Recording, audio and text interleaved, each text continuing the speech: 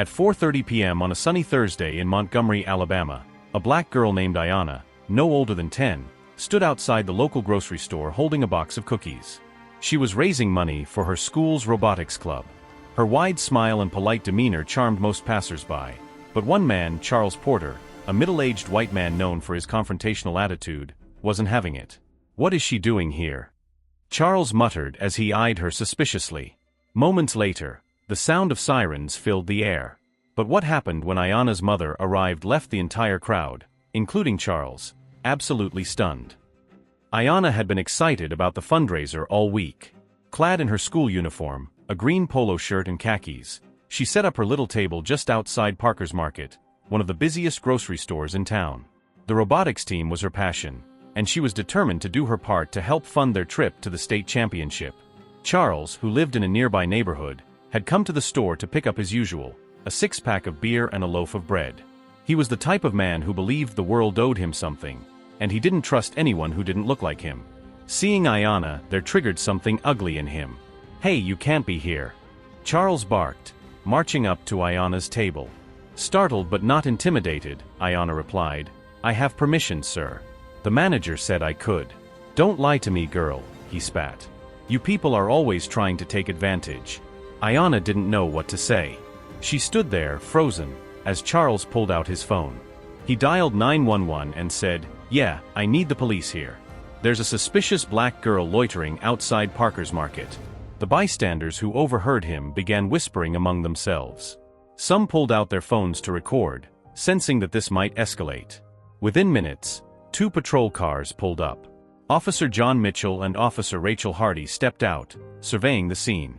Ayanna, still standing by her table, looked frightened but composed. Charles waved them over dramatically, pointing at Ayanna. "That's her. She's up to something.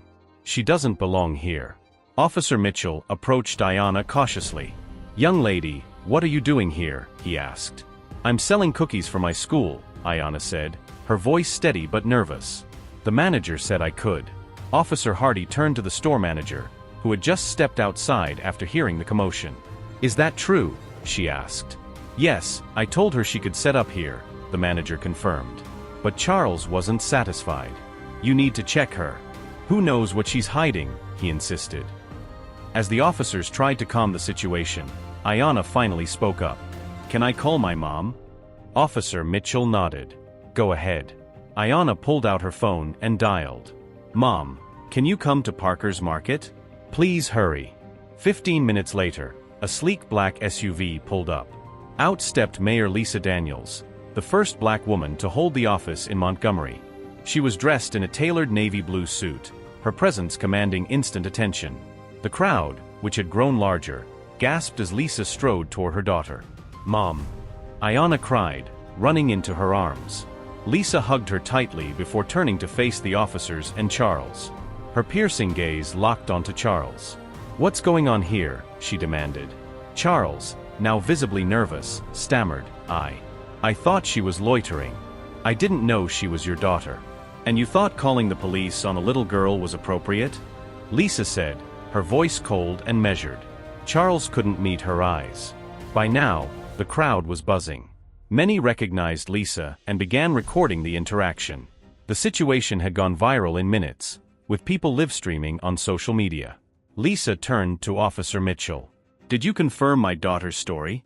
"Yes, ma'am," Mitchell said.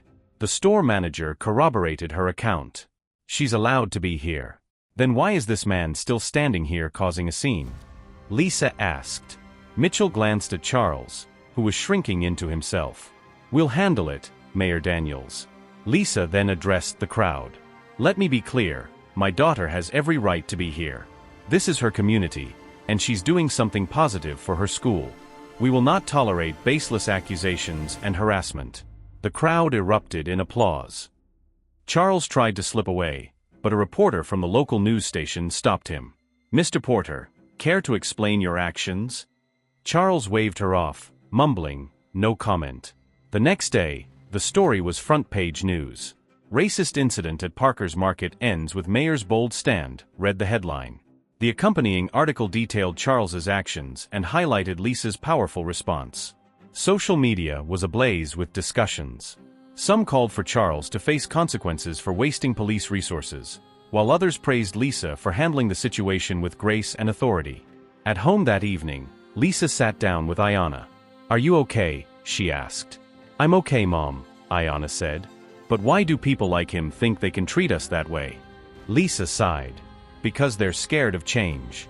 But remember, Ayanna, you have the power to stand up for yourself. And when you can't, I'll always be there." Ayanna nodded, her resolve strengthening. "I want to be like you when I grow up, Mom." Lisa smiled. "You already are." Charles faces the consequences. Meanwhile, Charles's life took a turn for the worse. The backlash from the incident was swift. His employer, a local real estate firm, issued a statement condemning his actions and terminated his contract. Parker's Market put up a sign the next day: "We stand with Ayanna and our community." The incident sparked a broader conversation about racial profiling in Montgomery. Lisa used the momentum to push for community policing reforms, ensuring that officers received better training to handle similar situations in the future. Ayanna became a local hero, her fundraiser exceeding its goal as donations poured in from all over the city. What started as a racist act of ignorance turned into a powerful lesson for an entire community. Ayanna and Lisa proved that standing up for what's right can spark change, even in the face of prejudice. Charles learned the hard way that actions have consequences, while the city of Montgomery took a step toward becoming a more inclusive place. 2 weeks after the incident, Montgomery buzzed with whispers of an upcoming city event. Mayor Lisa Daniels had invited the public to attend a community gathering at Riverfront Park, promising a surprise announcement. Speculation ran wild, with reporters and residents eager to see what the mayor had in store. By 6 p.m. on Saturday evening, the park was packed. Families sprawled on picnic blankets, kids played tag on the grass, and local food trucks lined the perimeter. A large stage stood at the center, adorned with banners that read, "Building bridges, not walls." Ayanna, standing backstage, held tightly to her mom's hand. "Are you sure about this, Mom?" she whispered. Lisa crouched to meet her daughter's eyes. "Absolutely. Sometimes, we have to show people what real change looks like." As the clock struck 6:30 p.m., Lisa stepped onto the stage to thunderous applause. Her tailored white blazer gleamed under the stage lights as she approached the microphone. "Good evening, Montgomery," she began, her voice steady and full of purpose. 2 weeks ago, something happened in our city that revealed both the ugliness of prejudice and the strength of our community. My daughter Ayanna was harassed for simply being herself, a young, ambitious black girl trying to make a difference. The crowd murmured, the memory still fresh in their minds. "But what happened after that," Lisa continued, "showed me something beautiful, the power of unity. Your support, your voices, and your outrage reminded me why we fight for a better future." She paused, letting the weight of her words settle. Then with a smile she said, "Tonight, I want to introduce you to someone who's about to start a new chapter in his life." To everyone's shock, Charles Porter emerged from backstage. He was visibly nervous, his shoulders hunched and his hands clasped in front of him. The crowd gasped, and a few boos rippled through the audience. Lisa raised her hand for silence. Charles Porter made a mistake. A big one.